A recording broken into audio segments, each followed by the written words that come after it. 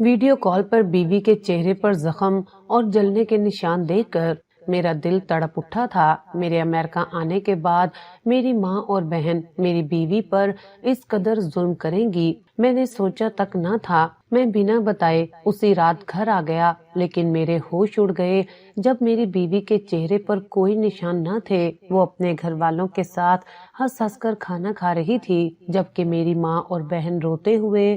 میری شادی کو 1 مہینہ ہی ہوا تھا کہ مجھے امریکہ کی ایک کمپنی نے جاب کی آفر کر دی۔ یہ جاب میری زندگی کا سب سے بڑا خواب تھا۔ مجھے لگا تھا اب مجھے کامیاب ہونے سے کوئی نہیں روک سکتا۔ میری بیوی میرے چچا کی بیٹی تھی اور میں نے اس سے پسند کی شادی کی تھی، جبکہ میری ماں میری شادی خالہ کی بیٹی سے کرنا چاہتی تھی، لیکن اپنی شادی کا فیصلہ میں نے خود کیا تھا۔ ہم شادی کے بعد بہت خوش تھے۔ خیر میں سب کچھ چھوڑ کر کینیڈا آ گیا اور جاب شروع کر دی۔ پھر شام کو ویڈیو کال پر بیوی سے بات کرتا۔ وہ بھی میری اس جاب سے بہت خوش تھی۔ میں نے سوچا بہت جلد بیوی کو امریکہ بلوا لوں گا۔ گھر والے بھی خوش تھے۔ ابھی مجھے امریکہ آئے 1 ماہ ہی گزرا تھا جب میری بیوی نے مجھ سے بات کرنا ختم کر دی۔ میں جب اس سے فون کرتا تو وہ یہی کہتی مجھے سونا ہے، میرے سر میں درد ہے، اور 1 منٹ بات کر کے فون کاٹ دیتی۔ مجھے اس پر بہت غصہ آتا۔ مجھے لگا تھا کہ اب میری بیوی مجھ سے بیزار ہونے لگی ہے۔ مجھے جاب کرتے ہوئے 6 ماہ گزر چکے تھے اور 6 ماہ بعد مجھے 10 دن کی چھٹی ملی تھی۔ میں نے سوچا یہ 10 دن میں اپنے گھر والوں کے ساتھ گزاروں گا، وہ بھی خوش ہو جائیں گے۔ جب میں نے چھٹی والی بات ماں کو بتائی تو انہوں نے منہ بنا لیا اور بولی بیٹا آنے جانے کا ٹکٹ بہت مہنگا ہے، بہتر ہے تم وہیں چھٹیاں گزار لو اور پیسے مجھے بھیج دو۔ میں تمہاری چھوٹی بہن کا رشتہ طے کرنے لگی ہوں، اس کے جہیز کا سامان خرید لوں گی۔ ماں کی بات سن کر میں نے دل پر پتھر رکھ لیا۔ میں اپنی بیوی سے ملنا چاہتا تھا، اس سے پوچھنا چاہتا تھا کہ وہ اتنا بدل کیوں گئی ہے، لیکن بہن کی شادی کا سن کر میں نے ماں کی بات مان لی۔ آخر اس کا خرچہ بھی مجھے کرنا تھا۔ میں نے اوور ٹائم لگانا شروع کر دیا اور مشین کی طرح کام کرنے لگا تاکہ میں زیادہ سے زیادہ پیسے بھیجوں اور میری بہن کی شادی دھوم دھام سے ہو جائے۔ ایک شام کو میرا دل گھبرا رہا تھا۔ میں آفس سے نکلا تو قریب ہی ایک پارک میں چلا گیا۔ وہاں پر میری نظر ایک بوڑھے شخص پر پڑی۔ وہ بینچ پر کسی گہری سوچ میں ڈوبا ہوا تھا۔ چہرے پر جھریوں کا جال تھا اور سر کے سارے بال سفید ہو چکے تھے، لیکن جب میں غور سے دیکھتے ہوئے اس کے قریب سے گزرا تو اندازہ ہوا کہ اس کی عمر 50 یا 55 سال سے زیادہ نہیں ہوگی۔ اس کی جوانی کو جیسے کسی غم نے وقت سے پہلے ہی نگل لیا تھا۔ اس کی آنکھوں میں ایک عجیب سی ویرانی تھی، ایسی ویرانی جو صرف اپنوں کے دیے ہوئے دکھوں سے پیدا ہوتی ہے۔ میں بے اختیار اس کے پاس جا کر بیٹھ گیا۔ السلام علیکم بزرگوں، میں نے نرمی سے کہا۔ انہوں نے چونک کر میری طرف دیکھا اور بہت دھیمی آواز میں جواب دیا، وعلیکم السلام بیٹا، آپ پاکستانی ہیں نا؟ میں نے پوچھا۔ ہاں، بدقسمتی سے، ان کے جواب نے مجھے چونکا دیا۔ بدقسمتی کیوں انکل؟ میں نے حیرت سے پوچھا۔ وہ تلخ سا مسکرائے، کیونکہ پاکستان میں میرے اپنے بستے ہیں جن کی خوشبو کے لیے میں نے اپنی زندگی اس پردیس کی نظر کر دی۔ ہماری باتوں کا سلسلہ چل نکلا۔ وہ شخص بہت اداس تھا۔ معلوم ہوا کہ وہ روز شام کو یہاں آ کر بیٹھتا ہے کیونکہ گھر کی 4 دیواری اسے کاٹنے کو دوڑتی ہے۔ باتوں باتوں میں ہماری دوستی سی ہو گئی۔ مجھے وہ اپنے جیسا لگا، تنہا اور اپنوں سے دور۔ ایک دن میں نے ہمت کر کے پوچھ ہی لیا، انکل آپ کی عمر تو زیادہ نہیں لگتی، پھر یہ حالت کیسی ہے؟ آپ اتنے ٹوٹے ہوئے کیوں ہیں؟ اس نے گہری آہ بھری اور میری آنکھوں میں جھانکتے ہوئے کہا، بیٹا تم ابھی جوان ہو، نئے نئے آئے ہو اس ملک میں۔ پردیس وہ دیمک ہے جو باہر سے تو انسان کو چمکدار رکھتا ہے مگر اندر سے کھوکھلا کر دیتا ہے۔ پھر اس نے مجھے اپنی کہانی سنانی شروع کی اور وہ کہانی سنتے ہوئے مجھے یوں لگا جیسے کوئی میرے کانوں میں پگھلا ہوا سیسا انڈیل رہا ہو۔ میں جب یہاں آیا تھا تو بالکل تمہاری طرح جوان تھا، نئی نئی شادی ہوئی تھی، خوبصورت بیوی تھی، آنکھوں میں ہزاروں خواب تھے، لیکن میرے کندھوں پر 5 بہنوں کی شادی کی ذمہ داری تھی۔ میرے باپ کا سایہ سر سے اٹھ چکا تھا اور میں اکلوتا کمانے والا تھا۔ وہ رکے، پانی کی بوتل سے گھونٹ بھرا اور پھر بولے، میں نے یہاں ٹیکسی چلانا شروع کی، دن رات ایک کر دیا۔ میں سوتا کم تھا اور کام زیادہ کرتا تھا۔ ہر مہینے اپنی کمائی کا ایک ایک پیسہ ماں کو بھیج دیتا تھا۔ مجھے بس ایک ہی جنون تھا کہ میری بہنوں کی شادی عزت سے ہو جائے، انہیں کسی چیز کی کمی نہ ہو۔ ادھر میری بیوی امید سے ہو گئی، لیکن میں گھر نہیں جا سکا کیونکہ خرچہ بہت تنگ تھا۔ ماں کہتی تھی کہ ابھی مت آؤ، پیسے جوڑو، بہنوں کا فرض ادا کرنا ہے۔ میں سانس روک کے ان کی بات سن رہا تھا کیونکہ یہ سب مجھے اپنی کہانی جیسا لگ رہا تھا۔ پھر کیا ہوا انکل؟ میں نے بے تابی سے پوچھا۔ پھر ان کی آواز بھرا گئی۔ 5 بہنوں کی شادی کرتے کرتے میری جوانی کے 20 سال گزر گئے۔ میری بیٹی جو میرے جانے کے بعد پیدا ہوئی تھی وہ جوان ہو گئی، لیکن میں ایک بار بھی پاکستان نہیں گیا۔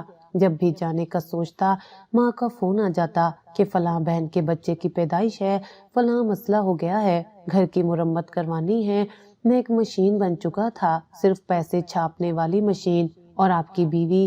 میرے منہ سے بے اختیار نکلا۔ اس سوال پر وہ بوڑھا شخص پھوٹ پھوٹ کر رو پڑا۔ پارک میں موجود چند لوگ مڑ کر ہمیں دیکھنے لگے، لیکن اسے کسی کی پرواہ نہیں تھی۔ میری بیوی؟ وہ سسکیوں کے درمیان بولے۔ وہ میرا انتظار کرتی رہی 20 سال۔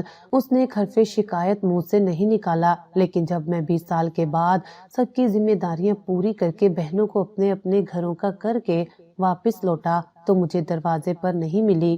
میرے دل کی دھڑکن تیز ہو گئی۔ تو کہاں تھی وہ؟ قبرستان میں۔ اس نے اپنی پیشانی پیٹ ڈالی۔ میرے پہنچنے سے 2 ہفتے پہلے وہ انتظار کی سولی پر لٹکتے لٹکتے مر گئی۔ میں اس کا آخری دیدار بھی نہ کر سکا۔ اور جانتے ہو سب سے زیادہ تکلیف دہ بات کیا تھی؟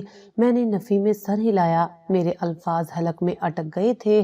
جن بہنوں کے لیے میں نے اپنی جوانی اس برفیلے ملک میں گلا دی، جن کی شادیوں کے لیے میں نے اپنی بیوی سے دوری کاٹی، انہی بہنوں اور میری اپنی ماں نے میری بیوی کو ان 20 سالوں میں ملازمہ بنا کر رکھا ہوا تھا۔ یہ سن کر مجھے لگا جیسے میرے پیروں تلے سے زمین نکل گئی ہو۔ ملازمہ؟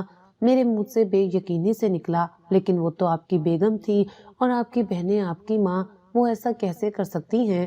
بوڑھے نے آنسو پونچھتے ہوئے ایک سرد آہ بھری۔ پیسہ بیٹا، پیسہ انسان کو اندھا اور بہرا کر دیتا ہے۔ انہوں نے سوچا میں تو پردیس میں ہوں، نوٹ چھاپ رہا ہوں، اسے کیا خبر کہ پیچھے گھر میں کیا ہو رہا ہے۔ میں فون کرتا تو ماں کہتی بہو بہت خوش ہے، تمہارے لیے دعائیں کرتی ہے۔ میں ان کی باتوں پر یقین کر لیتا، لیکن اصل ظلم تو میری بیٹی کے ساتھ ہوا۔ اس کی آواز اب کپ کپ آ رہی تھی۔ میری بیٹی جسے میں نے گود میں کھلایا بھی نہیں تھا، وہ جوان ہو چکی تھی۔ میں نے سوچا تھا کہ میری 5 بہنیں ہیں جن کی اولادوں کی پرورش میرے بھیجے ہوئے پیسوں سے ہوئی، ان کے بچے اچھے اسکولوں میں پڑھے، اچھا پہنا، تو کوئی نہ کوئی بہن تو اپنے بیٹے کے لیے میری بیٹی کا ہاتھ مانگ لے گی۔ آخر خون کا رشتہ ہے۔ لیکن وہ ایک لمحے کے لیے رکا، جیسے الفاظ اس کے حلق میں اٹک گئے ہوں۔ جب میں واپس گیا اور بیوی کی تدفین کے بعد بیٹی کے رشتے کی بات کی تو میری سکی بہنوں نے منہ پھیر لیا۔ کہنے لگی بھائی، تمہاری بیٹی تو ساری زندگی گھر کے کام کاج کرتی رہی ہے، اس کا رنگ روپ دھوپ اور چولہے کی تپش نے کالا کر دیا ہے، نہ اسے دنیا داری آتی ہے، نہ فیشن کا پتہ ہے۔ ہم اپنے پڑھے لکھے بیٹوں کے لیے اسے کیسے قبول کر لیں؟ وہی پھپھییں جو میرے پیسوں پر پلتی رہی اب میری بیٹی کو میلی کچیلی کہہ کر ٹھکرا رہی تھی۔ میرے رونگٹے کھڑے ہو رہے تھے۔ اس شخص کی داستان کسی ڈراؤنے خواب سے کم نہیں تھی۔ بیٹا، میری بیٹی کی حالت بھی کسی ملازمت سے کم نہیں تھی۔ گھر کے بچے نئے کپڑے پہنتے اور میری بیٹی ان کی اترن پہنتی تھی۔ وہ کمزور اور لاغر سی بچی ماں کا صدمہ اور باپ کی بے بسی برداشت نہ کر سکی۔ میں ابھی بیوی کے غم سے سنبھلا نہیں تھا کہ 6 مہینے کے اندر اندر میری بیٹی بھی گھٹ گھٹ کر مر گئی۔ ڈاکٹروں نے کہا خوراک کی کمی تھی، لیکن میں جانتا ہوں اسے اپنوں کی بے حسی کھا گئی۔ اس نے میری کلائی پکڑ لی۔ اس کی گرفت اتنی مضبوط تھی جیسے وہ ڈوبتے ہوئے تنکے کا سہارا لے رہا ہو۔ پردیس ایک زہریلا سانپ ہے بیٹا، یہ انسان کو اندر ہی اندر کھا جاتا ہے۔ ہم دوسروں کی خواہشات اور ضرورتوں کو پورا کرتے کرتے قبر کے کنارے پہنچ جاتے ہیں، یہاں تک کہ ہماری بیویاں جو ہماری اصل وارث ہوتی ہیں وہ ہماری راہ تکتے تکتے قبر میں اتر جاتی ہیں۔ میرے پاس اب پچھتاووں کے سوا کچھ نہیں بچا، نہ بیوی، نہ بیٹی اور نہ وہ بہنیں جن کے لیے میں نے اپنی زندگی برباد کر دی۔ اب میں پھر یہاں آ گیا ہوں کیونکہ وہاں میرا اب کوئی نہیں ہے۔ اس شخص کی کہانی نے مجھے اندر تک ہلا کر رکھ دیا تھا۔ میں گھر واپس آیا تو میرا دماغ معاف تھا۔ اس کی ایک ایک بات میرے کانوں میں گونج رہی تھی۔ مجھے بار بار روبینہ کا خیال آ رہا تھا، اس کی اداسی، اس کا فون پر کم بات کرنا، اس کا مجھ سے اکتایا ہوا لہجہ۔ کہیں روبینہ کے ساتھ بھی تو ایسا کچھ نہیں ہو رہا۔ میں ساری رات سو نہیں سکا۔ میں نے فیصلہ کر لیا کہ اب میں مزید بے وقوف نہیں بنوں گا۔ میری بہن کی شادی ہو چکی تھی، اب مجھے واپس جانا چاہیے۔ میں نے تہیہ کر لیا کہ میں کل ہی استعفیٰ دوں گا، یا لمبی چھٹی لے کر پاکستان جاؤں گا اور روبینہ کو اپنے ساتھ لے آؤں گا، یا وہیں کوئی چھوٹا موٹا کام شروع کر لوں گا۔ اگلی صبح میں نے ارادہ پکا کر کے والدہ کو فون ملایا۔ اماں، میں نے سوچ لیا ہے، میں اگلے ماہ واپس آ رہا ہوں۔ بہن کی شادی ہو گئی، اب مجھے اپنی زندگی بھی تو دیکھنی ہے۔ ادھر سے ایک لمحے کی خاموشی چھائی، پھر ماں کی جذباتی آواز آئی، ہاں بیٹا آ جاؤ، تمہارا گھر ہے۔ لیکن میں سوچ رہی تھی کہ ہم کب تک کرائے کے مکانوں میں دھکے کھائیں گے۔ میں نے ایک مکان دیکھا ہے، بہت سستا مل رہا ہے۔ اگر تم تھوڑے پیسے اور بھیج دو تو ہم اپنا ذاتی گھر لے لیں۔ جب تم آؤ گے تو اپنی چھت تو ہوگی، ورنہ یہاں آ کر پھر کرائے کی ٹینشن ہوگی۔ میں جو واپسی کا پکا ارادہ کر چکا تھا، ماں کی اس بات پر پھر تذبذب کا شکار ہو گیا۔ اپنا گھر، یہ ہر پردیسی کا خواب ہوتا ہے، لیکن اماں میرے پاس اتنے پیسے تو نہیں ہیں۔ ارے بیٹا، میں نے کمیٹی ڈالی ہوئی تھی، وہ نکل آئی ہے، کچھ زیور بیچ دوں گی، بس تم تھوڑی ہمت کرو۔ سال بھر اور ٹک جاؤ وہاں، بس ایک بار گھر بن جائے پھر تم آ جانا، پھر تمہیں کوئی نہیں روکے گا۔ میں چاہتی ہوں کہ تم آؤ تو شہزادوں کی طرح اپنے گھر میں رہو۔ ماں کے لہجے میں اتنی اپنائیت اور ہمدردی تھی کہ میرے دماغ سے اس بوڑھے شخص کی باتیں دھندلانے لگی۔ میں نے سوچا، ماں ٹھیک ہی تو کہہ رہی ہے، اپنا گھر ہوگا تو روبینہ بھی خوش رہے گی۔ میں نے ایک بار پھر اپنی خواہش کا گلا گھونٹ دیا۔ بہرحال ایک سال اور بیت گیا۔ میں نے دن رات ایک کر کے پیسے بھیجے اور آخر کار ماں نے مجھے نئے گھر کی ویڈیو بنا کر بھیجی۔ 2 منزلہ خوبصورت مکان۔ ماں نے بتایا کہ گھر خرید لیا گیا ہے۔ میرے دل کو تسلی ہوئی کہ چلو میری محنت رنگ لائی، لیکن جب کاغذات کی بات ہوئی تو پتہ چلا کہ گھر ماں نے اپنے نام کروا لیا ہے۔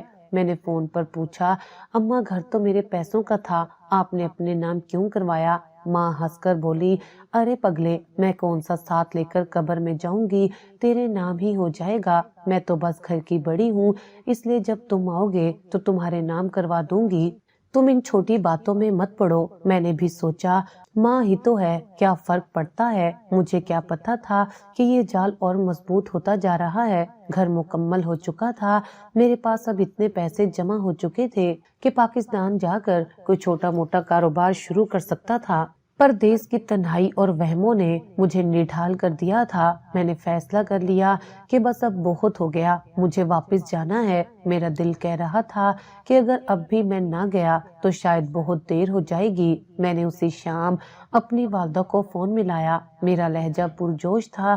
میں نے کہا کہ اماں، کہ گھر تو بن گیا ہے اور میرے پاس اتنے پیسے بھی ہیں کہ اپنا کام شروع کر سکوں، اس لیے میں نے سوچا ہے کہ میں اگلے ہفتے کی ٹکٹ کروا لیتا ہوں۔ میری بات سن کر دوسری طرف ایک دم خاموشی چھا گئی۔ میں سمجھا شاید لائن کٹ گئی ہے یا ماں خوشی سے کچھ بول نہیں پا رہی۔ میں نے ہیلو ہیلو کیا، ماں کی آواز آئی، مگر اس میں وہ خوشی نہیں تھی جس کی مجھے توقع تھی۔ وہ سنجیدگی سے بولی کہ بیٹا تم جذبات میں فیصلے کیوں کرتے ہو؟ ابھی تو گھر بنا ہے اور تم جانتے ہو کہ گھر خالی ڈھانچہ تو نہیں ہوتا، اسے بھرنا بھی پڑتا ہے۔ میں نے حیرت سے کہا کہ اماں، سامان بھی تو میں نے ہی بھیجا ہے، اور کیا چاہیے؟ وہ بولیں کہ بات سامان کی نہیں ہے، تمہیں خبر ہے کہ تمہاری بڑی بہن کے ہاں جڑوا بچے پیدا ہوئے ہیں، اللہ نے اسے 2 بیٹوں سے نوازا ہے۔ میں نے ان کی شادی اتنے بڑے گھرانے میں کی تھی، اب اگر ہم خالی ہاتھ جائیں گے تو ہماری کیا عزت رہ جائے گی؟ ہمیں اس کے سسرال والوں کی ناک بھی رکھنی ہے۔ تمہاری بہن کو رخصت کرنا ہے تو دینا لینا تو پڑے گا۔ میں نے وعدہ کیا ہے کہ ہم تمہاری بھانجی اور دونوں بیٹوں کو سونے کی چیزیں دیں گے۔ میں سر پکڑ کر بیٹھ گیا۔ میں نے کہا کہ اماں، سونے کی قیمتیں آسمان پر ہیں، میں اتنا خرچہ کیسے کروں گا؟ ماں نے فوراً جذباتی وار کیا۔ وہ کہنے لگی کہ تو کیا اپنی بہن کی عزت خاک میں ملا دے گا؟ وہ ساری زندگی تانے سنے گی کہ اس کا بھائی کینیڈا میں ہے اور اس کے لیے کچھ نہ کر سکا، اور ابھی تو تمہارے چھوٹے بھائی کی نوکری بھی نہیں لگی، سارا بوجھ تمہارے کندھوں پر ہے۔ تم آ جاؤ گے تو یہاں سب بھوکے مر جائیں گے۔ تم ایسا کرو، چند مہینے اور لگا لو، تب تک تمہارے بھائی کی نوکری بھی لگ جائے گی اور بہن کے فرائض سے بھی فارغ ہو جائیں گے، پھر میں تمہیں نہیں روکوں گی۔ میں ایک بار پھر مجبور ہو گیا۔ بہن کی محبت اور ماں کی عزت کا واسطہ ایسا تھا کہ میں انکار نہ کر سکا۔ میں نے دل پر پتھر رکھ کر کہا کہ ٹھیک ہے اماں، بس یہ آخری بار ہے، میں 6 مہینے بعد ہر حال میں واپس آ جاؤں گا۔ اس دوران میری روبینہ سے جب بھی بات ہوتی تو مجھے اس کے چہرے پر عجیب سی اداسی نظر آنے لگی۔ اس کی رنگت جو کبھی گلاب کی طرح کھلتی تھی اب پیلی پڑنے لگی تھی۔ ویڈیو کال میں مجھے اس کی آنکھوں کے گرد گہرے سیاہ حلقے نظر آتے تھے۔ وہ مجھ سے نظریں نہیں ملاتی تھی۔ میں اکثر اس سے پوچھتا کہ روبینہ، تمہارا رنگ کیوں خراب ہو رہا ہے؟ تم بیمار لگ رہی ہو۔ وہ مسکرانے کی ناکام کوشش کرتی اور کہتی کہ مجھے کچھ نہیں، بس کچھ دنوں سے بخار تھا اور موسم بھی بدل رہا ہے۔ ایک بار مجھے ویڈیو کال پر اس کی شدید کھانسی کی آواز آئی۔ وہ اپنا منہ دوپٹے میں چھپا کر کھانس رہی تھی۔ میں نے گھبرا کر پوچھا کہ تم ڈاکٹر کے پاس کیوں نہیں گئی؟ وہ جلدی سے بولی کہ گئی تھی اور دوا بھی کھا رہی ہوں، میں ٹھیک ہو جاؤں گی، آپ فکر نہ کریں۔ اس نے یہ کہہ کر فوراً فون بند کر دیا۔ مجھے ایسا لگا جیسے وہ تھکی تھکی سی ہے اور مجھ سے بات کرنے کی ہمت بھی نہیں کر پا رہی۔ مجھے رہ رہ کر پارک والے اس بوڑھے شخص کی باتیں یاد آنے لگی۔ یقیناً کوئی نہ کوئی تو بات تھی جو مجھ سے چھپائی جا رہی تھی۔ روبینہ تو بہت باتوں والی ہوا کرتی تھی۔ وہ گھنٹوں مجھ سے باتیں کرتی تھی، چھوٹی چھوٹی شرارتیں کرتی تھی، لیکن اب تو جیسے لگتا تھا اس کے پاس میرے لیے کوئی بات ہی نہ بچی ہو۔ وہ بس میری بات سنتی اور ہوں ہاں کر کے فون کاٹ دیتی۔ مجھے اس کے رویے میں بیزاری سے زیادہ خوف اور مجبوری نظر آنے لگتی تھی۔ میرا دل اندر سے گواہی دے رہا تھا کہ سب اچھا نہیں ہے، لیکن ماں کی یقین دہانیاں مجھے خاموش کر دیتی تھی۔ میں نے سوچ لیا تھا کہ اب چاہے جو بھی ہو جائے میں کسی کو نہیں بتاؤں گا۔ میں نے 6 مہینے کا وعدہ تو کیا ہے، لیکن میں اس سے پہلے ہی جاؤں گا۔ میں سب کو سرپرائز دوں گا اور اپنی آنکھوں سے دیکھوں گا کہ آخر ماجرا کیا ہے۔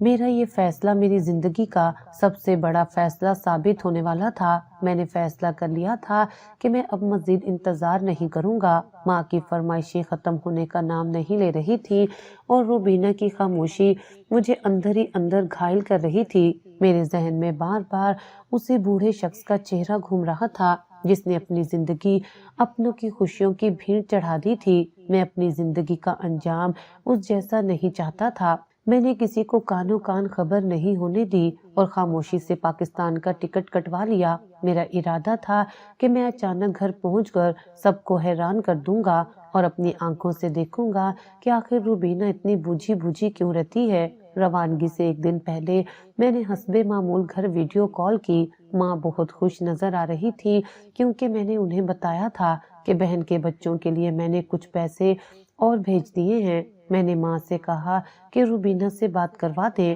ماں نے فون کا رخ روبینہ کی طرف کیا تو میرا دل دھک سے رہ گیا۔ اس نے سر پر ایک پرانا سا دوپٹہ اوڑھا ہوا تھا اور وہ کیمرے کی طرف دیکھنے سے کتراتی نظر آ رہی تھی۔ میں نے پوچھا کہ روبینہ تم کیسی ہو اور گھر میں سب کیسا چل رہا ہے؟ اس نے بڑی مشکل سے نظریں اٹھائیں اور ایک میکانکی انداز میں جواب دیا کہ میں ٹھیک ہوں اور سب بہت اچھا ہے۔ اس کی آواز میں جذبات کا نام و نشان نہیں تھا۔ مجھے ایسا لگا جیسے کوئی طوطا رٹا رٹایا سبق دہرا رہا ہو۔ میں نے غور کیا کہ وہ بات کرتے ہوئے بار بار کیمرے کی سائڈ پر دیکھتی تھی، جیسے کوئی وہاں کھڑا اسے ہدایات دے رہا ہو۔ میری چھٹی حس نے خطرے کی گھنٹی بجا دی تھی۔ میں نے اس سے کہا کہ مجھے امید ہے تم اپنا خیال رکھ رہی ہوگی اور دوا وقت پر لے رہی ہوگی۔ اس نے بس اس بات میں سر ہلا دیا اور کچھ نہیں بولی۔ اس کی آنکھوں میں جو ویرانی تھی وہ مجھے کینیڈا میں بیٹھے ہوئے بھی بے چین کر رہی تھی۔ میں نے فون بند کیا تو میرا دل ایک انجانی دہشت سے بھر گیا۔ مجھے لگا کہ میں نے ٹکٹ کروا کر بہت اچھا فیصلہ کیا ہے۔ اگلے 24 گھنٹے میرے لیے کسی قیامت سے کم نہیں تھے۔ جہاز کا سفر اتنا طویل مجھے کبھی نہیں لگا تھا۔ ہر گزرتے لمحے کے ساتھ میرا اضطراب بڑھتا جا رہا تھا۔ میرے دماغ میں وسوسوں کے سانپ لوٹ رہے تھے۔ کبھی سوچتا کہ شاید ماں ٹھیک کہتی ہیں کہ میں زیادہ وہمی ہو گیا ہوں، اور کبھی روبینہ کا پیلا پڑتا چہرہ میری آنکھوں کے سامنے آ جاتا۔ خیر، اللہ اللہ کر کے سفر تمام ہوا اور میں لاہور ایئرپورٹ پر اتر گیا۔ میں نے ایئرپورٹ سے ٹیکسی لی اور اپنے گھر کا پتہ بتایا۔ یہ وہ نیا گھر تھا جو میری ماں نے میری محنت کی کمائی سے خریدا تھا اور جسے دیکھنے کے لیے میں بے تاب تھا۔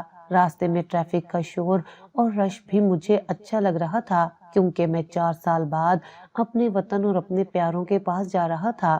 لیکن دل کے کسی کونے میں خوف ابھی بھی تھا۔ رات کے کوئی 8 بج رہے تھے جب ٹیکسی ڈرائیور نے گاڑی خوبصورت 2 منزلہ مکان کے سامنے روکی۔ میں نے کرایہ ادا کیا اور اپنا بیگ کندھے پر لٹکا کر نیچے اتر گیا۔ سامنے میرا گھر تھا جس کی تصویریں اور ویڈیوز ماں مجھے بھیجتی رہتی تھی۔ واقعی گھر بہت شاندار تھا، جس کے در و دیوار پر میرا خون پسینہ لگا ہوا تھا۔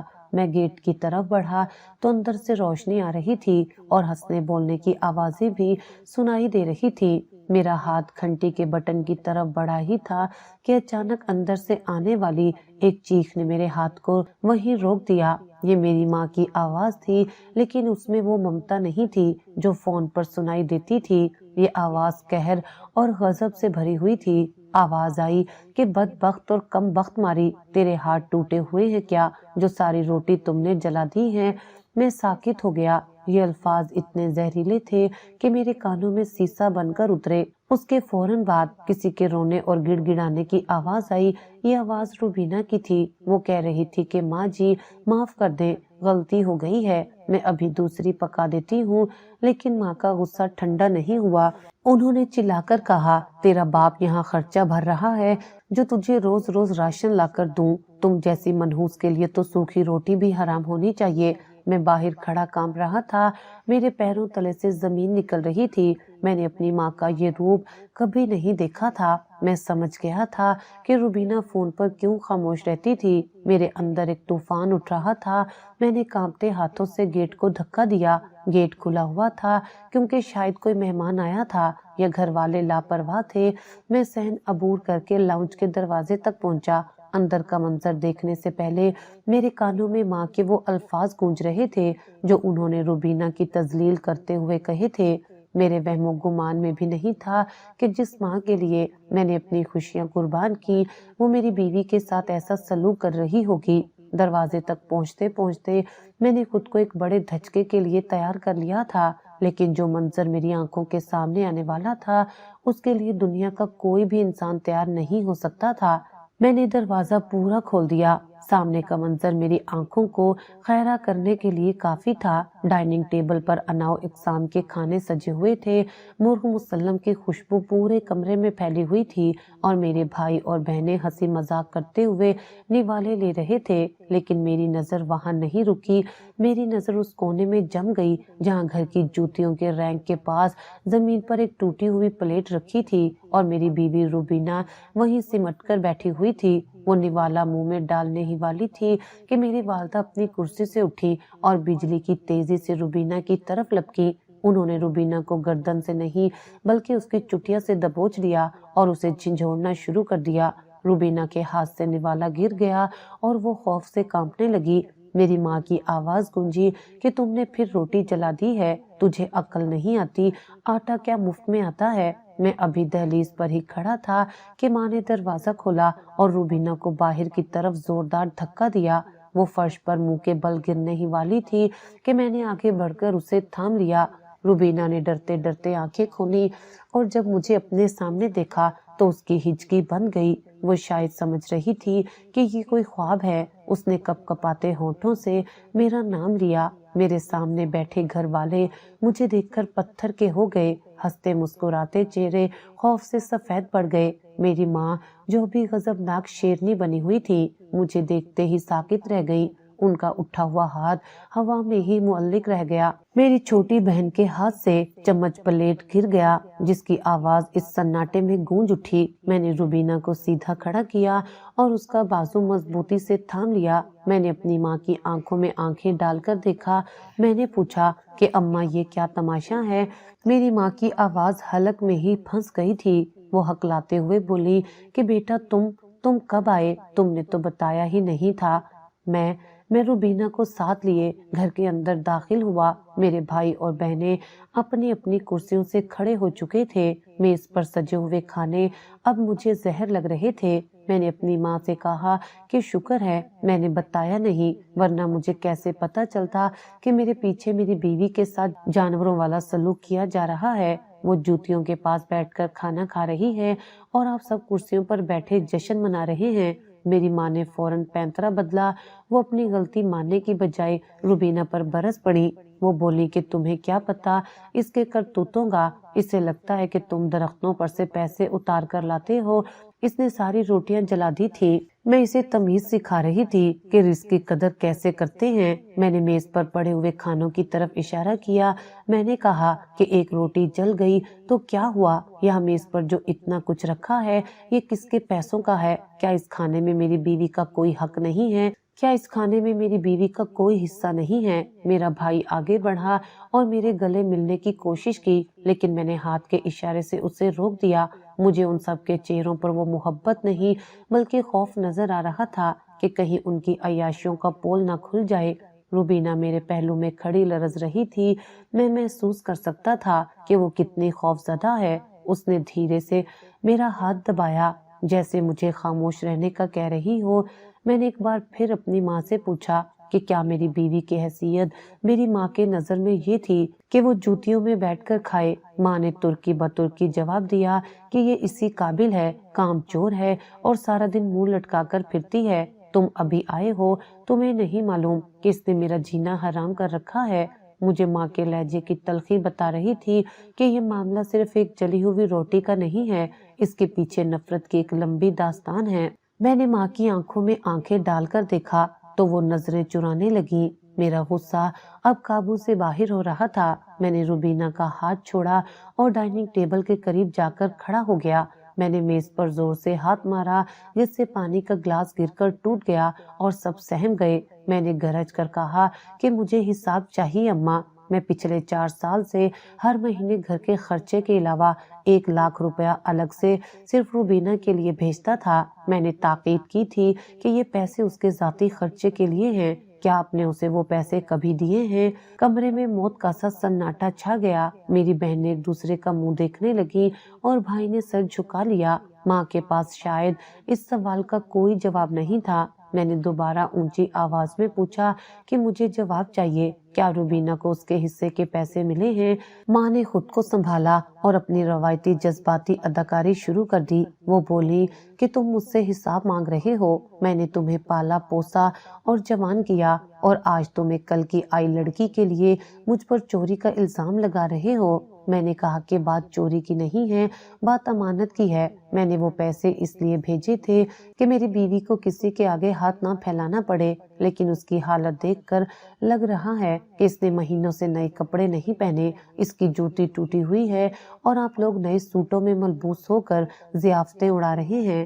ماں نے ترش لہجے میں کہا کہ ارے یہ گھر کا خرچہ، بجلی کے بل، تمہاری بہنوں کے رشتہ داروں کی آؤ بھگت کیا ہوا سے ہوتی ہے؟ مہنگائی دیکھو کتنی ہے۔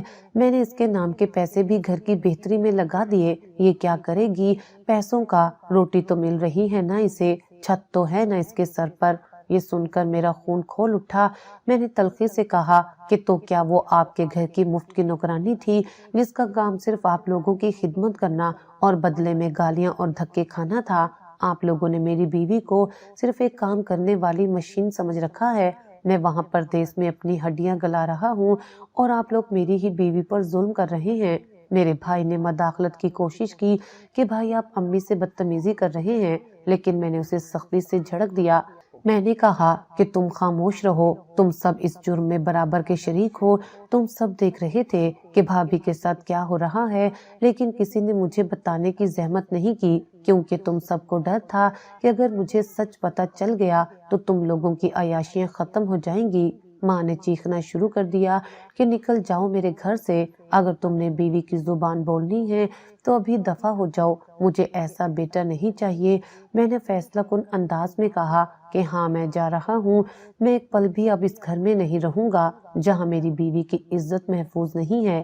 یہ گھر میرے پیسوں سے بنا ہے، لیکن آج یہ میرے لیے اجنبی ہو گیا ہے۔ میں واپس مڑا اور روبینہ کا ہاتھ تھام لیا، وہ ابھی بھی خوف زدہ تھی اور رو رہی تھی۔ میں نے کہا کہ چلو روبینہ، اپنا سامان اٹھاؤ، ہم ابھی اور اسی وقت یہاں سے جا رہے ہیں۔ روبینہ نے میری طرف بے یقینی سے دیکھا، شاید اسے یقین نہیں آ رہا تھا کہ میں اس کے لیے اپنی ماں اور گھر والوں سے لڑ رہا ہوں۔ ماں پیچھے سے بد دعائیں دیتی رہی اور واسطے دیتی رہی، لیکن میں نے مڑ کر نہیں دیکھا۔ میں اپنی بیوی کو لے کر اس گھر سے نکل گیا جو کچھ دیر پہلے تک میرا خواب تھا، مگر اب ایک ڈراؤنا پنجرا لگ رہا تھا۔ میں روبینہ کو لے کر رات کے اس پہر ایک قریبی ہوٹل میں آ گیا۔ میرے پاس فی الحال جانے کے لیے کوئی اور جگہ نہیں تھی۔ ہوٹل کے کمرے میں پہنچ کر بھی روبینہ بری طرح کانپ رہی تھی، اس کا رنگ فک تھا اور وہ بار بار دروازے کی طرف دیکھ رہی تھی، جیسے اسے ڈر ہو کہ ابھی میری ماں یا بھائی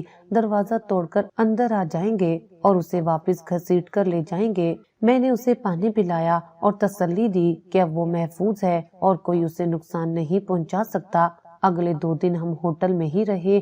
میں نے باہر جا کر ایک چھوٹا سا کرائے کا پورشن ڈھونڈ لیا، کیونکہ میں نہیں چاہتا تھا کہ ہم زیادہ دن ہوٹل میں رہیں اور گھر والوں کو ہماری بھنک بھی پڑے۔ میں نے ضروری سامان خریدا اور ہم اس نئے گھر میں منتقل ہو گئے۔ میں سمجھ رہا تھا کہ اس قید خانے سے نکلنے کے بعد روبینہ خوش ہو جائے گی اور اس کے چہرے کی رونق بحال ہو جائے گی، مگر میرا خیال غلط ثابت ہوا۔ روبینہ نئے گھر میں آ کر بھی اداس رہتی تھی۔ وہ سارا دن کھڑکی کے پاس بیٹھی خالی نظروں سے باہر دیکھتی رہتی۔ میں اس سے بات کرنے کی کوشش کرتا تو وہ صرف سر ہلا دیتی یا بہت مختصر جواب دیتی۔ اس کی آنکھوں میں خوف کا سایہ بدستور موجود تھا۔ مجھے لگا شاید اتنے سالوں کا صدمہ ہے جسے جانے میں کچھ وقت لگے گا۔ میں اسے گھمانے کے لیے باہر لے جانے کی بات کرتا تو وہ انکار کر دیتی اور کہتی کہ مجھے ڈر لگتا ہے۔ ایک شام میں کام سے جلدی واپس آ گیا۔ روبینہ کچن میں کچھ بنا رہی تھی۔ میں اس کے پیچھے جا کر کھڑا ہو گیا اور محبت سے اس کے کندھے پر ہاتھ رکھا۔ میرا ہاتھ لگتے ہی وہ بری طرح چونکی اور ایک دم پیچھے ہٹ گئی۔ اس کے اس عمل نے مجھے حیران کر دیا۔ میں نے محسوس کیا کہ وہ مجھ سے بھی خوف زدہ ہے۔ میں نے اس سے پوچھا کہ روبینہ، تم مجھ سے کیوں ڈر رہی ہو؟ میں تمہارا شوہر ہوں اور میں تمہیں وہاں سے نکال لایا ہوں۔ وہ نظریں جھکا کر کھڑی رہی اور کچھ نہ بولی۔ میں نے آگے بڑھ کر اس کا ہاتھ تھام لیا تاکہ اسے یقین دلا سکوں کہ میں اس کے ساتھ ہوں۔ جیسے ہی میں نے اس کی کلائی پکڑی، اس کے منہ سے ہلکی سی چیخ نکل آئی اور اس نے اپنا ہاتھ کھینچنے کی کوشش کی۔ مجھے شک گزرا کہ شاید اسے چوٹ لگی ہے۔ میں نے زبردستی اس کی قمیض کی آستین اوپر کی۔ جو منظر میرے سامنے تھا، اس نے میرے پیروں تلے سے زمین نکال دی۔ اس کے گورے بازو پر جگہ جگہ جلنے کے سیاہ اور گہرے نشان تھے۔ کچھ زخم پرانے تھے جو بھر چکے تھے اور کچھ بالکل تازے لگ رہے تھے، جیسے کسی نے گرم چیز سے اسے دغا ہو۔ میرا دماغ گھوم گیا۔ میں نے غصے اور دکھ کی ملی جلی کیفیت میں پوچھا کہ روبینہ، یہ کیا ہے؟ یہ نشان کیسے آئے تمہارے بازو پر؟ یہ زخم کس نے لگائے ہیں؟ اس نے جلدی سے اپنی آستینیں نیچے کر لی اور گھبرا کر بولی کہ کچھ نہیں ہے، بس کچن میں کام کرتے ہوئے کبھی کبھی ہاتھ جل جاتا ہے، آپ وہم نہ کریں، یہ معمولی نشان ہے۔ میں جانتا تھا کہ وہ جھوٹ بول رہی ہے۔ روٹی بنانے سے انگلی جل سکتی ہے مگر بازو پر اتنے گہرے زخم نہیں آتے۔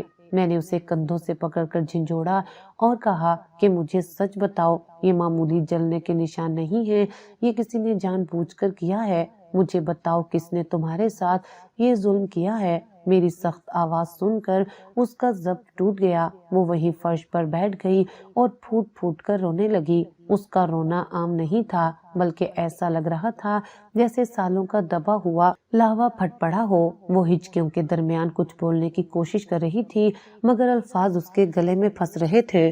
میں اس کے پاس بیٹھ گیا اور اس کے سر پر ہاتھ رکھا۔ کافی دیر رونے کے بعد اس نے سر اٹھایا تو اس کی آنکھوں میں وہ درد تھا جو پتھر کو بھی موم کر دے۔ اب وہ راز کھلنے والا تھا جو اس نے 4 سال تک اپنے سینے میں دفن رکھا تھا۔ روبینہ کے آنسو تھمنے کا نام نہیں لے رہے تھے۔ میں نے اسے فرش سے اٹھایا اور بستر پر بٹھایا۔ میں نے اسے پانی کا گلاس پیش کیا اور اس کے ہاتھوں کو اپنے ہاتھوں میں لے کر دبا دیا۔ میں نے نرمی سے کہا کہ اب تمہیں ڈرنے کی ضرورت نہیں ہے، مجھے سچ سچ بتاؤ کہ یہ سب کس نے کیا ہے۔ روبینہ نے ایک لمبی سانس لی اور اپنی بھیگی ہوئی آنکھیں اٹھائیں۔ اس نے کہا کہ یہ سب آپ کی ماں نے کیا ہے۔ یہ جلے ہوئے نشان کسی حادثے کا نتیجہ نہیں ہے، بلکہ یہ آپ کی ماں کی نفرت کی نشانیاں ہیں۔ وہ شاید مجھ سے شادی کرنا ہی نہیں چاہتی تھی، ان کی مرضی کسی اور جگہ تھی، لیکن چچا کے دباؤ اور آپ کے کینیڈا جانے کی ضد کی وجہ سے انہیں خاموش ہونا پڑا۔ وہ اسی بات کی سزا مجھے روز دیتی تھی۔ وہ کہتی تھی کہ تم منحوس ہو اور زبردستی میرے بیٹے کے گلے پڑ گئی ہو۔ میں نے حیرت سے پوچھا کہ اگر اتنا ظلم ہو رہا تھا تو تم نے مجھے بتایا کیوں نہیں؟ ہم روز بات کرتے تھے، میں تم سے بار بار پوچھتا تھا کہ سب ٹھیک ہے نا، تم نے ایک بار بھی اشارہ کیوں نہیں کیا؟ روبینہ تلخی سے مسکرائی اور بولی کہ میں کیسے بتاتی؟ آپ کو کیا لگتا ہے کہ وہ ویڈیو کالز پر میں اپنی مرضی سے بات کرتی تھی؟ ہرگز نہیں۔ جب بھی آپ کی کال آنے کا وقت ہوتا تھا تو وہ میرے سامنے کرسی ڈال کر بیٹھ جاتی تھی۔ وہ مجھے پہلے ہی دھمکی دے دیتی تھی کہ میں نے اگر ذرا سا بھی اداس چہرہ بنایا یا کوئی شکایت لگانے کی کوشش کی تو وہ کال بند ہوتے ہی میری کھال ادھیڑ دیں گی۔ وہ اشاروں سے مجھے ڈرائے رکھتی تھی، ان کی نظریں مجھ پر پہرا دیتی تھی۔ مجھے مجبوراً ہنس کر بات کرنی پڑتی تھی اور کہنا پڑتا تھا کہ سب ٹھیک ہے۔ اس نے اپنی قمیض کی آستینیں دوبارہ اوپر کی اور ایک پرانے زخم پر انگلی پھیرتے ہوئے بولی کہ یہ نشان اس دن کا ہے جس دن آپ نے مجھے پہلی تنخواہ سے سونے کی بالیاں بھیجی تھی۔ اماں جی نے وہ بالیاں چھین کر اپنی بیٹی کو دے دی اور جب میں نے رونے کی کوشش کی تو انہوں نے چولہے سے گرم چمٹا اٹھا کر میرے بازو پر لگا دیا۔ وہ کہتی تھی کہ تیری اوقات نہیں ہے سونا پہننے کی۔ میں درد سے چیختی تھی تو وہ اونچی آواز میں ٹی وی چلا دیتی تھی تاکہ میری آواز باہر نہ جا سکے۔ میں پتھر کا بت بنا اس کی باتیں سن رہا تھا، میرا کلیجہ پھٹ رہا تھا۔ روبینہ نے مزید کہا کہ مار پیٹ تو ایک طرف تھی مگر بھوک سب سے بڑی اذیت تھی۔ آپ وہاں سے لاکھوں روپے بھیجتے تھے مگر مجھے 24 گھنٹے میں صرف ایک سوکھی روٹی دی جاتی تھی۔ وہ کہتی تھی کہ تم کام چور ہو اور مفت کا راشن توڑتی ہو۔ جس دن مجھ سے صفائی کرتے ہوئے کوئی چیز ٹوٹ جاتی یا سالن میں نمک تیز ہو جاتا تو مجھے وہ ایک روٹی بھی نہیں ملتی تھی۔ میں 2 دن بھوکی رہتی تھی۔ کچن کے نلکے سے پانی پی پی کر میں نے دن گزارے ہیں۔ وہ سب میرے سامنے بیٹھ کر مرغی اور گوشت کھاتے تھے اور میں کچن کے دروازے میں کھڑی ان کے بچے ہوئے ٹکڑوں کو حسرت سے دیکھتی تھی۔ روبینہ کی آواز ہچکیوں میں دبی جا رہی تھی مگر اس کا ہر لفظ میرے دل پر ہتھوڑے کی طرح برس رہا تھا۔ اس نے اپنی بات جاری رکھتے ہوئے کہا کہ تمہاری ماں مجھے اکثر دھمکی دیتی تھی کہ اب کچھ بھی ایسی ویسی حرکت کی تو میں تمہیں کھانا نہیں دوں گی۔ وہ بس 24 گھنٹے میں ایک روٹی ہی مجھے دیتی تھی اور جس دن غلطی سے مجھ سے کوئی برتن ٹوٹ جاتا یا کام میں ذرا سی بھی کوتاہی ہو جاتی تو مجھے وہ ایک روٹی بھی نہیں ملتی تھی اور باہر سے ان کے کہکوں کی آوازیں آتی تھی۔ یہ سن کر مجھ میں کھڑے رہنے کی سکت نہ رہی۔ میں وہیں اس کے قدموں میں بیٹھ گیا اور بچوں کی طرح پھوٹ پھوٹ کر رونے لگا۔ میں نے اپنی بیوی کے ہاتھوں کو چوما جو کام کر کر کے سخت ہو چکے تھے اور جن پر جلے ہوئے نشانات میری غفلت کی گواہی دے رہے تھے۔ میں نے تڑپ کر کہا کہ مجھے معاف کر دو روبینہ، میں مجرم ہوں۔ میں سمجھتا رہا کہ میں تمہارے لیے خوشیاں کما رہا ہوں مگر میں نے تمہیں جہنم میں دھکیل دیا تھا۔ میں نے ان سانپوں پر بھروسہ کیا جنہوں نے تمہیں ڈس لیا۔ روبینہ نے میرے سر پر ہاتھ رکھا اور مجھے چپ کرانے کی کوشش کی مگر میرے آنسو تھم نہیں رہے تھے۔ اپنی بیوی کی باتیں سن کر میرا کلیجہ منہ کو آ رہا تھا۔ میں نے سوچا کہ میں کینیڈا میں -ڈگری درجے حرارت میں برف میں کھڑا ہو کر مزدوری کرتا رہا۔ میں نے اپنی جوانی کے 4 سال اس لیے برباد کیے کہ میرا خاندان خوش رہے اور میری بیوی راج کرے، لیکن مجھے کیا ملا؟ میری کمائی سے خریدا گیا گھر میری بیوی کے لیے قید خانہ بن گیا اور میرا بھیجا ہوا پیسہ میری ماں اور بہنوں کے لیے عیاشی کا سامان بن گیا۔ میں نے روبینہ کو گلے لگا لیا اور اس سے وعدہ کیا کہ اب چاہے کچھ بھی ہو جائے میں تمہیں کبھی تنہا نہیں چھوڑوں گا۔ ہم دونوں کافی دیر ایک دوسرے کے گلے لگ کر روتے رہے اور اپنے دل کا غبار نکالتے رہے۔ اس رات مجھے وہ بوڑھا شخص شدت سے یاد آیا جس نے پارک میں مجھے کہا تھا کہ پردیس ایک دیمک ہے۔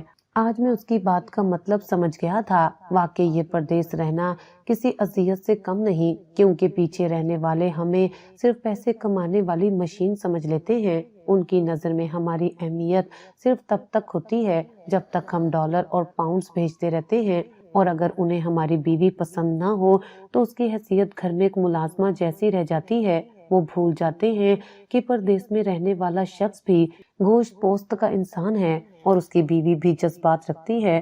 اگلے دن میں نے ایک بڑا فیصلہ کیا۔ میں نے اپنے گھر والوں سے ہر قسم کا رابطہ ختم کر دیا۔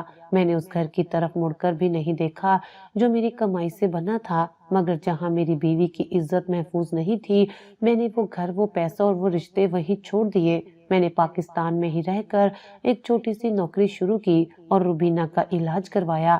وقت کے ساتھ ساتھ روبینہ کے جسمانی زخم تو بھر گئے مگر روح کے زخم بھرنے میں وقت لگا، لیکن اب ہم خوش تھے کیونکہ ہمارے درمیان کوئی لالچی رشتہ دار اور کوئی سمندر حائل نہیں تھا۔ یہ کہانی صرف میری نہیں ہے بلکہ ہر اس پردیسی کی ہے جو اپنوں کی خوشی کے لیے اپنی جوانی غیر ملکوں میں گلا دیتا ہے۔ ہمیں یہ سمجھنا ہوگا کہ پیسہ ہی سب کچھ نہیں ہوتا، رشتوں کی اصل خوبصورتی احساس میں ہے۔ اگر آپ کا خاندان آپ کی غیر موجودگی میں آپ کی بیوی کو عزت نہیں دے سکتا تو وہ آپ کے مخلص نہیں بلکہ آپ کے پیسے کے پجاری ہیں۔ اپنی بیویوں کو اپنوں کے رحم و کرم پر چھوڑ کر یہ مت سمجھیں کہ وہ خوش ہوں گی۔ کبھی کبھی اپنوں کے روپ میں چھپے ہوئے بھیڑیے غیروں سے زیادہ خطرناک ہوتے ہیں۔ زندگی بہت مختصر ہے، اسے ان لوگوں کے ساتھ گزاریں جو آپ کو انسان سمجھیں، نہ کہ ATM مشین۔